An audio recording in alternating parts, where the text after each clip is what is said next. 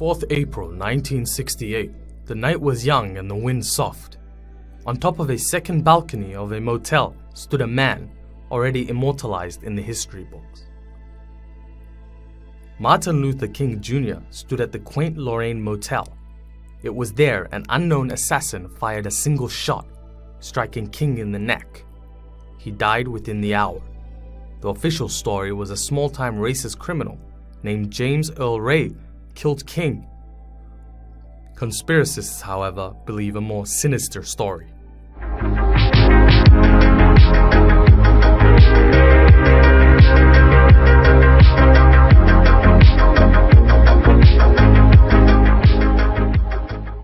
Martin Luther King Jr. needs little introduction, a pioneer in the civil rights battles in America throughout the mid-20th century. Although many know of the assassination of Martin, not a lot of people know of the circumstances to his death. A few know that his death was officially perpetrated as being due to a small-time criminal named James Earl Ray, a white supremacist who had ingeniously escaped prison one time using the weekly prison baking truck. However, many conspiracists believe that this is just a cover-up, and Ray was a Fallout Boy. In 1997, Dexter Scott King, the son of MLK, visited Ray in prison and pronounced he believed Ray was completely innocent. This wasn't the only family member with such a view. Dr. King's widow, Coretta, said in December 1999 that there is an abundant evidence of a major high-level conspiracy. ... The mafia, local, state, and federal government agencies were deeply involved in the assassination of my husband. ... Mr. Ray was set up to take the blame. Conspiracists take this as evidence against the common view that a small-time criminal murdered King. The reason King's family believes Ray innocent is majorly due to the excessive harassment of King by the FBI.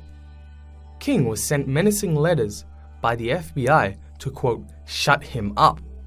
Conspiracists believe this was because he was essentially impacting the status quo, and thus an enemy of the elite state. Recently, the New York Times had gotten a hand of a letter sent by one of J. Edgar Hoover's direct correspondents. J. Edgar Hoover was the FBI director in that period of time.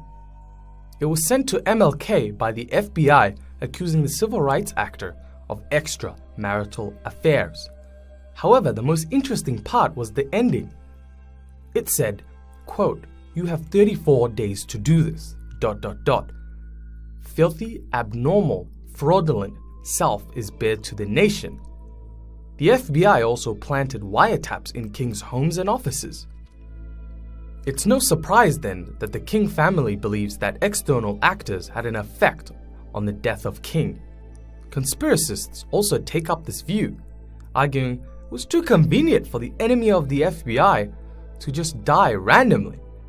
In fact, one witness, Lloyd Jowers, had actually claimed James Earl Ray was a scapegoat. The real criminal was the Memphis Police Department officer, Lieutenant Earl Clark. Essentially, conspiracists argue that there was a hidden plan to assassinate King, since the government believed he was a rogue communist. Due to the doubts held by King family, Barry Kowalski, who worked on the federal case against the police who beat Rodney King in 1991, led a final effort to find the truth. Barry's team interviewed 200 witnesses and reviewed tens of thousands of documents. It all led to the same thing: Ray killed King, acting alone. Another key piece of evidence used to counter the claim of Ray's innocence was his fingerprints. They were found all over the rifle that was left at the scene. Furthermore, he bought the rifle only 6 days before killing King. As for the key motive, supporters of the racist presidential candidate George Wallace had put up a bounty on Martin's head. They offered $50,000 for the assassination of MLK. The Ku Klux Klan also offered a bounty of $100,000 for his assassination. Earl, a poor petty criminal, was most likely fueled by racism along with money. Perhaps Dave Garrow, a Pulitzer Prize-winning MLK biographer explained the reason the conspiracy formed.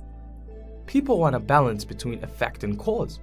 If something has a huge evil effect, it should be the result of what? A huge evil cause. Okay, that was quite interesting. However, how does this scale on my con scale? Because that's what you guys are here for, the con scale. Well, the conspiracists have a strong basis in the Y region. Why would this occur?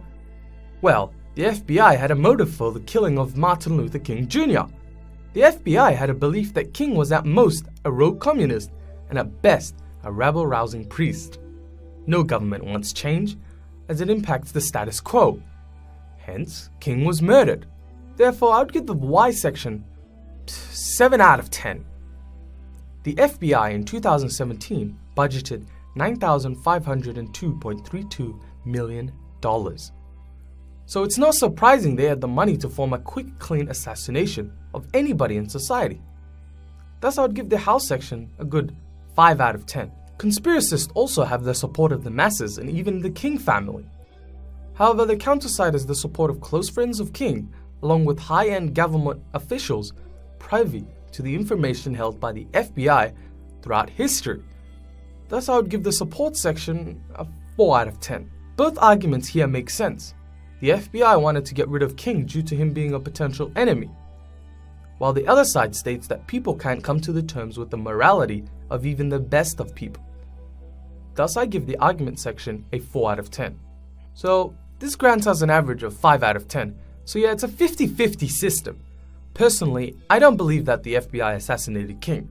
I believe that James Earl Ray, a poor criminal, murdered King, pushed forward through money and hate. Alright guys, I hope you enjoyed our video. What do you think about this conspiracy? Do you agree with our scale? Discuss this in the comment section.